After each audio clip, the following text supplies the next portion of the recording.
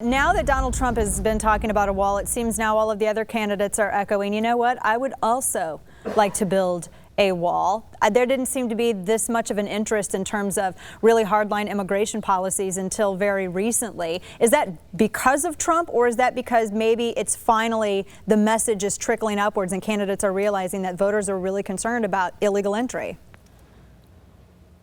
It's totally because of Trump. Most politicians are eunuchs. They have no balls at all.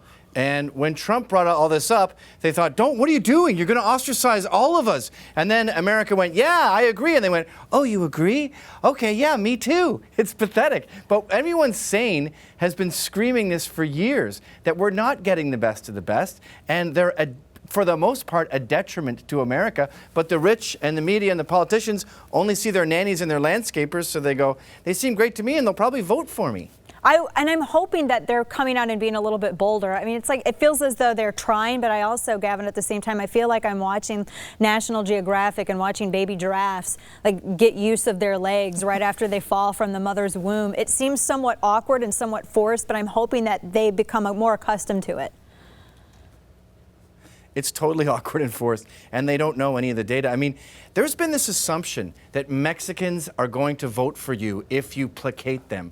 And in the last poll, I think there was only a 25% turnout with Hispanic voters. They're not this golden goose that's going to keep everyone elected. It's a myth. They don't care about America. They don't even care about Mexico. They left.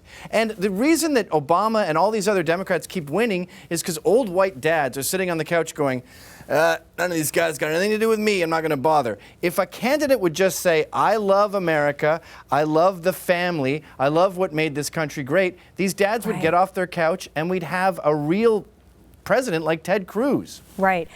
Trump had said that when he was discussing deportation, I think he was on MSNBC, and he was saying, yes, deport all of them, deport, the families as well, because he had been asked, well, what about, Mr. Trump, what about the families? You can't break up the family unit.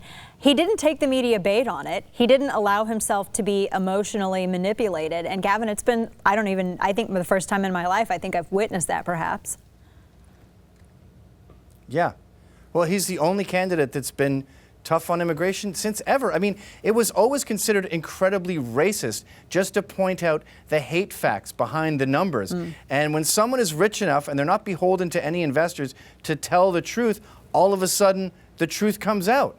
And the truth is that we have 30 million illegals in this country, and we've drastically altered the way this country was built. Up until 1965, you had to work hard to get here. Now it's bring your cousins, bring your battered, bring your, not just bring us your weak, but bring all their relatives too. And bring the ones who just got out of jail for like felony drug sale, or we're going to sell women into sexual slavery, because that's another big thing, Gavin, that nobody talks about. Everyone sits here and discusses, well, it's the drug trade, it's the drug war, but it's also, human trafficking, which has exploded as gangs are trying to find their foothold south of the border.